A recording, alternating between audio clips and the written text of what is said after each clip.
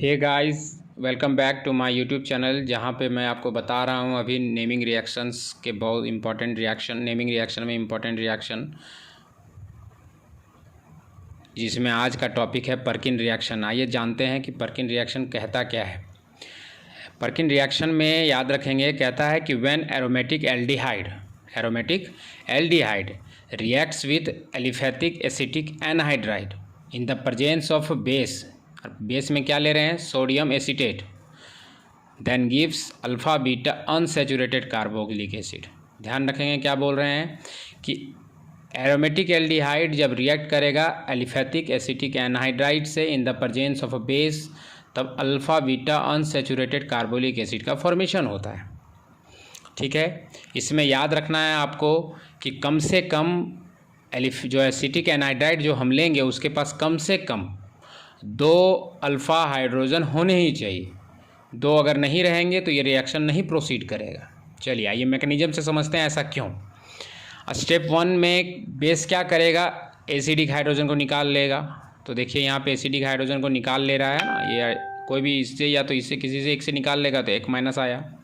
अब स्टेप 2 में क्या होता है, फिर न्यूक्लियोफिलिक अटैक होता है एल्डिहाइड जो मेरा कार्बोनाइल ग्रुप ले रहे हैं।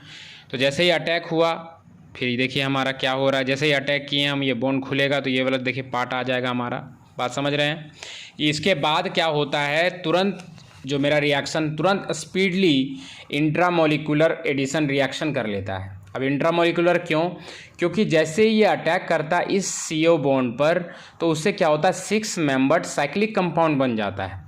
और 6 मेंबर्ड स्टेबल होते हैं, ये आप भी जानते हो। तो 6 मेंबर्ड जो साइक्लिक कंपाउंड बन जाता है, जो ट्रांजिशन स्टेट के रूप में रहता है, वो जैसे ही कंपाउंड बन गया, लेकिन ये कंपाउंड फिर ज़्यादा देर तक रहता नहीं है, टूट जाता है। तो टूट कैसे रहा है देख लीजिए।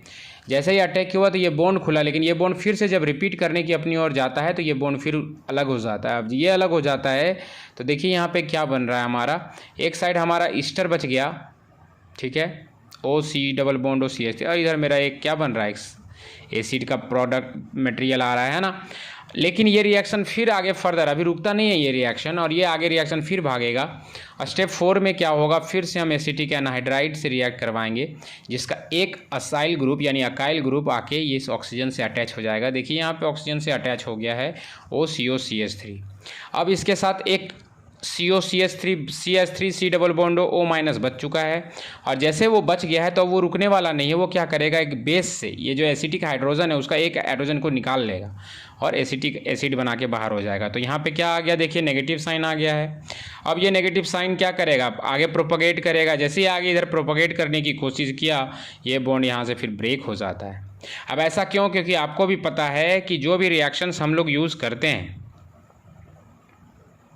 हम जो भी रिएक्शन करते हैं, जहाँ भी कैटलिस्ट का बात आता है, कैटलिस्ट क्या करता है, रिएक्शन से बाहर हो जाता है। तो बेस कैटलिस्ट, यहाँ पे कैटलिस्ट कौन है, हमारा बेस जो शुरू में ही हम लोग लिए हुए हैं, एसिटिक सोडियम एसीटेट। तो ये जो मेरा बेस है एसीटेट आयन, ये क्या हो जाता है, रिएक्शन से आउट हो जाता है। और रिएक्शन से जैसे ही आउट हो जाता है तो देखिए यहाँ पे अल्फ़ा बीटा एनहाइड्राइड बनाया हुआ है।